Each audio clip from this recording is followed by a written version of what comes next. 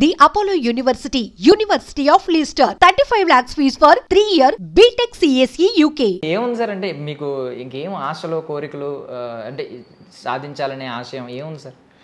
అంటే ఏం లేదు. అంటే ఇప్పుడు ఒకటి మెయిన్గా ఏంటంటే నేను ఇప్పటిదాకా సక్సెస్ అవ్వలేదు, ఫెయిల్ అవ్వలేదు. దేంట్లో ఫెయిల్ అవ్వలేదు. అట్లా అని చెప్పి గొప్పగా సక్సెస్ అవ్వలేదు. న్యూట్రల్ లైఫ్ ఉంటుంది. కాకపోతే మనం ఎండ్ ఆఫ్ ది లైఫ్లో ఒక పెద్ద ప్రాజెక్ట్ ఒకటి చేయాలి. పెద్ద ప్రాజెక్టు అది ఇంటర్నేషనల్ లెవెల్లో ఉండాలి అనేది ఒక సబ్జెక్ట్ రెడీ చేసాము. ఒక బయోపిక్. అందరూ ఒక నెగిటివ్ అనుకుంటున్న పర్సన్ బయోపిక్ అది. హిట్లర్ అండి? హిట్లరా సార్? అంటే లైవ్లో ఉన్నాడు ఆయన. ఓకే, ఉన్నారు. ఓకే, ఉన్నారు. ఆయన ట్రై చేస్తున్నాము.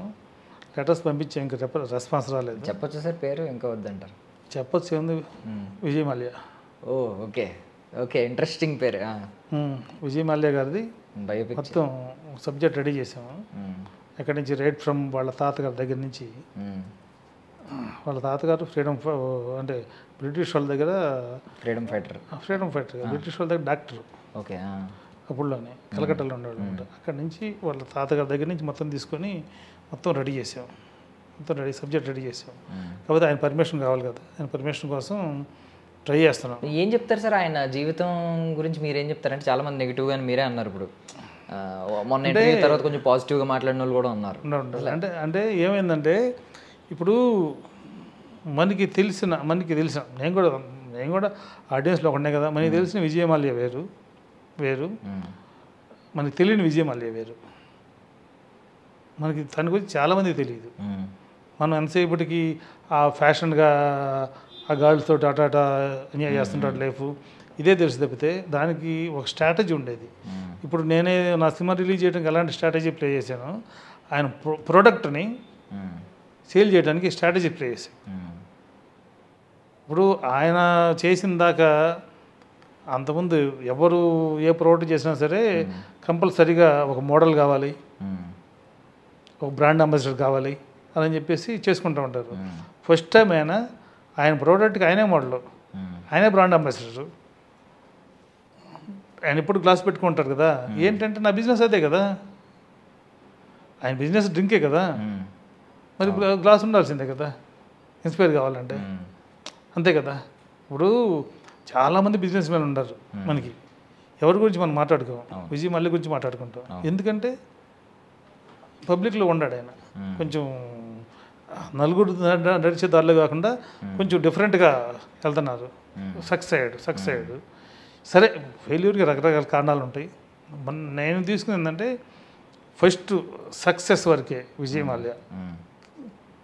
దాని తర్వాత సెకండ్ది rise of the king first, దాని తర్వాత downfall of the king second. ఇది అట్లా తీసుకొని రెడీ చేసాము. సబ్జెక్ట్ అంతా రెడీ అయింది. ఆయన అప్రోచ్ అవుతున్నాము. అది అన్నీ జరిగితే అది చేస్తే వాళ్ళు, ఎందుకంటే అది ఓకే అంటేనే దగ్గర స్టార్ట్ చేయడానికి మినిమం 6 months పట్టిద్ది. ఆర్టిస్టులు తీసుకోవడం కానీ, వాళ్ళ తాతగారిని వాళ్ళ నాన్నగారిని ఈయన్ని సెలెక్ట్ చేయడం కానీ, ఇది కానీ లొకేషన్స్ కానీ. అంటే ఇప్పుడు మీరు వాళ్ళ తాతగారు వాళ్ళ చుట్టుపక్కల వాళ్ళని అందరినీ ఆడియన్స్కి అంత పరిచయం కాదు కాబట్టి ఎవరిని పెట్టినా ఓకే. విజయ్ మాల్యా గారి ఫేస్ అంత బాగా తెలిసింది కాబట్టి బాగా మ్యాచ్ అయ్యే ఆర్టిస్ట్ని వెతకాలి. ఎవరెవరు అనుకుంటున్నారు సార్ మైండ్లో? అంటే రకరకాలుగా అనుకుంటున్నాము. అరవింద్ స్వామి ఉన్నారు కదా, అరవింద్ స్వామి. ఇప్పుడు మొన్న జయలలిత గారి బయోపిక్ చేశారు కదా, దాంట్లో అరవింద్ స్వామి ఈ వేషం వేశారు కదా. అది చాలాసేపు చూస్తే తప్పితే గుర్తురాడు. ఓ అరవింద్ స్వామి అని చెప్పేసి. అంటే అలా మోల్డ్, అంటే ఇప్పుడు ఆర్టిస్టులు అందరూ ఆర్టిస్టులే, కానీ అలా మోల్డ్ అయ్యే ఆర్టిస్ట్ ఎవరు ఉండరు మనకి. ఫిజిక్ కానీ ఇది కానీ అట్లా ఉండరు, 2-3 ఉండరు ఇంకా ఆలోచనలో. అంటే ఫస్ట్ ఆయన దగ్గర నుంచి గ్రీన్ సైకిల్ వస్తే ఇంకా ముందుకు వెళ్దామని అని చెప్పేసి మనం ట్రై చేస్తున్నాం. అట్లనే ఆయన కోసమే కపిల్ దేవ్ని కలిసాము. కపిల్ దేవ్ వాళ్ళ ఫ్రెండ్ అంటే కలిసాము. ఆ టైంలో వర్కౌట్ కాలేదు. సో ముందు సబ్జెక్ట్ చేద్దామని చెప్పి సబ్జెక్ట్ అంతా రెడీ చేసాము. ఇది మన ఇక అంటే ఇది దాని తర్వాత అది స్టార్ట్ చేస్తే కనీసం 2 ఏళ్ళు పట్టిద్ది. సినిమా అనుకుంటున్నారు సార్? కాదు, వెబ్ సిరీస్. సేమ్ స్కామ్ 1992 అని హర్షిత్ మెహతా. అదే సేమ్. ఇది స్కామ్ కాదు, స్కీమ్. లేదు, ఆయన లైఫ్ బిగినింగ్లో వెరీ వెరీ గుడ్ అనమాట. దాని తర్వాత ఈ ఏలియన్స్ స్టార్ట్ చేసినప్పుడే కొంచెం సెట్ బ్యాక్ అయింది తప్పితే, అంతేగాని ఆయన basically is not fraud person. So వస్తే 2 సీజన్లు వస్తాయి, rise of the king, downfall of the king. అంతే, రెండు.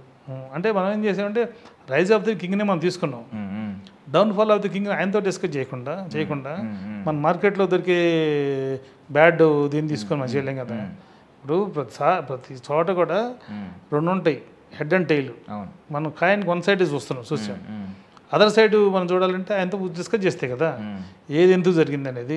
అందరూ పారిపోయారు అంటున్నారు ఆయన పారిపోలా, ఊరు వెళ్ళారు, వేరే కంట్రీకి వెళ్ళారు. వెళ్ళేటప్పటికి ఇక్కడ రకరకాలుగా పబ్లిసిటీ వచ్చేసింది, పారిపోయాడు ఇంకెందుకు అని చెప్పేసి అటు వెళ్ళిపోయి అక్కడ ఉండిపోయాడు చెప్తున్నమాట. అట్లా రకరకాల జరుగుతుండేది. అంటే other side of the coin ఏంటో తెలుసుకుంటే కదా. కరెక్ట్. ఎందుకంటే దాంట్లో ఆయన లైఫ్లో ఇప్పుడు యూత్కి కావాల్సిన ఇన్స్పైర్ అయ్యే బిజినెస్ ట్రిక్స్, ఇన్స్పిరేషన్స్ చాలా ఉండేది దాంట్లో ఆయన లైఫ్లో. అవి యూత్కి బిజినెస్ చేసే వాళ్ళకి కావచ్చు, ఇంకోళ్ళు కావచ్చు, అందరికీ ఉపయోగపడిద్ది. మనం అక్కడ జరిగిన బ్యాడ్ డే తీసుకోకుండా గుడ్ తీసుకుంటే మనకి చాలా తెలుసుకోవచ్చు. అందుకని అది ఒకటి అనుకున్నాను అంతే. సూపర్. అంటే ఒక సీన్లో ఏమైందంటే రాజేంద్ర ప్రసాద్ చెయ్యి పోయిద్ది, చెయ్యి నరుక్కుంటాడు, మళ్ళీ చెయ్యి వచ్చింది. అలా ఇలాంటి సీన్లు ఎడ తీస్తారు అని చూడాలని ఇంట్రెస్ట్ తోటి దాంట్లో సీతాను, రాజేంద్ర ప్రసాద్, తర్వాత రవిరాజ్ పినిశెట్టి గారు డైరెక్టరు, లోక్ సింగ్ గారు కెమెరా, ఎలా చేస్తారో చూడాలని చెప్పేసి అలా ఉండిపోయాను. ఆ సినిమా అంతా అయిపోయింది, బాగా ఎంజాయ్ చేశాను నేను. అంటే వర్క్ కంటే కూడా ఆ షూటింగ్ చూస్తూ అబ్జర్వ్ చేసినలో నాకు రవిరాజ్ పినిశెట్టి గారు మంచి టెక్నీషియన్, బాగా చేస్తారు ఆయన. అలా ఉండిపోయాను. అలా అక్కడ అయిపోయిన తర్వాత ఈయన వద్దాం అనుకుంటే ఇంకి రేల నరసింహ గారి సినిమా జరుగుతుంది, పూలరంగడు అని, అబ్బుల్ గారి సినిమా. దాంట్లో కూడా రాజేంద్ర ప్రసాద్ అని హీరో. ఇక్కడ రాజమండ్రిలో షూటింగు, నువ్వు అక్కడికి వెళ్ళి అని చెప్పి అన్నారు జనార్దన్ గారు. సరే అక్కడికి వెళ్ళాను. రాజేంద్ర ప్రసాద్ గారు, అందరూ రజనీ అనుకుంటే హీరోని గుర్తులేదు, రజనీ అది అయిపోయింది. ఓ షెడ్యూల్ అయిపోయింది, ఇంక బయలుదేరుతా అనుకుంటే టైంలో కరెక్ట్గా ఈవీవి గారు, శ్రీనివాసు రాజమండ్రిలో ఉన్నాయంట కదా, ఉంటే అక్కడ ఉండమని చెప్పండి, మేము వెళ్తున్నాం అక్కడికి షూటింగ్ అని చెప్పేసి ఆయన వచ్చారు. జంజల్ గారి సినిమా హై నాయకని, నరేష్ హీరో. ఇట్లా ఇక ఆ సినిమా మళ్ళీ 15 days చేశాను. ఈ విధంగా దగ్గర 3 months దాకా నేను బయట ఉండిపోయాను. సరే వచ్చేసి మళ్ళీ చెన్నైకి వచ్చిన తర్వాత అప్పుడు వచ్చేసాను, ఇక చదువుకోవాలి నేను. అంటే నాకు సెక్షన్ ఏ అయిపోయింది ఏఎంఐలో, సెక్షన్ బి చదువుకోవాలి. ఇక చదువుకుందాం అని చెప్పేసి బుక్ ఓపెన్ చేస్తే X+Y² ఎంత అంటే ఎంత దెబ్బా అని ఆలోచించాల్సిన పొజిషన్ వచ్చింది. అమ్మో ఈ కష్టమైంది, మనం మళ్ళీ ఏబీసీలు నేర్చుకొని చదవాలంటే కష్టమైంది అని చెప్పేసి టోటల్గా పక్కన పెట్టేసి ఈయన దీంట్లోనే దిగిపోయాయి అనమాట. అది నా ప్రస్థానం. బట్ లోపల అనిపిస్తూ ఉంటుంది కదా, అంటే మీరు ఆర్టిస్ట్ అవుదాం అనేది లోపల ఒక కోరిక ఉంది, ఆశ ఉంది. మరి అది ఎప్పుడొకప్పుడు ఉంటుంది కదా సార్, లోపల పొడుస్తూ ఉంటుంది కదా, నేను ఎప్పుడొకప్పుడు ఆర్టిస్ట్ అవ్వాలి మధ్యలో. బికాజ్ మీ సినిమాలన్నీ మీ చేతి మీద వెళ్తూ ఉంటాయి. ఏదో ఒక సినిమాలో నేను కొంచెం మంచి అంటే అట్లా నేను చేసే ప్రతి ఒక్క సినిమాలో కూడా వేషం వచ్చేది నాకు. కానీ అంటే మా ప్రొఫెషన్ అది కాదనుకున్నాం కదా, ఫస్ట్ అది కాదనుకున్నాం, ప్రొఫెషన్ మార్చుకున్నాం.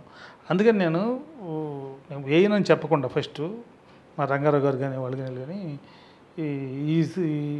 ఈ వేషం నువ్వే వేయ అనేవాళ్ళు. సరే అనేవాడిని. సరే అని చెప్పేసి ఎవరు ఇంట్రెస్ట్గా తిరుగుతున్నారు వేషాల కోసం అని చెప్పేసి వాళ్ళు పిలిచేవాడిని. నేను పిలిచి వాళ్ళకి వేషం ఇప్పించేవాడిని. లాస్ట్ మినిట్లో ఏమంటే నాకు కుదిరేట్లేదులేండి, మళ్ళీ ఇబ్బంది అయింది అని చెప్పేసి, ఇదిగోండి ఇతను చేస్తాడు బాగా అని చెప్పేసి అతనికి ఇప్పించేవాడు వేషం. అంతేగాని నేను ఎప్పుడు కూడా చేయలేదు. కాదు అప్పటికి కూడా ఒక 2-3 సినిమాల్లో అబద్ధర్మంగా చేయాల్సి వచ్చింది. అందుకని ఆ టైంకి అనుకున్న ఆర్టిస్ట్ రాక సర్లే అని చెప్పేసి చేసే తప్పితే అంతేగాని ఎప్పుడు లేదు. ఇంకోటి ఏంటంటే ఇప్పుడు ఈ ఎలక్ట్రానిక్ మీడియా అది స్టార్ట్ అయిన తర్వాత కూడా ఇంటర్వ్యూ వాళ్ళు అడుగుతూ ఉంటే నాకు ఇంట్రెస్ట్ ఉండదు. ఎందుకు చెప్పానంటే నా ఫీలింగ్ ఏంటంటే మనం ఇంటర్వ్యూస్ ఇస్తూ అవి మళ్ళీ మనం చూసుకున్న తర్వాత స్క్రీన్ మీద చూసుకున్న తర్వాత మళ్ళీ మనకి డైవర్షన్ వచ్చిద్దామో వద్దు అని చెప్పేసి అని అసలు ఆ జోలికి వెళ్ళకూడదు అనుకొని అది వెళ్ళలేదన్నమాట నేను. అందుకే నేను ఎప్పుడు కూడా ఈ బ్యాక్ ఆఫ్ ది కెమెరా ఉండో తప్పితే ఫోర్గ్రౌండ్లోకి ఎప్పుడు రాలేదు నేను.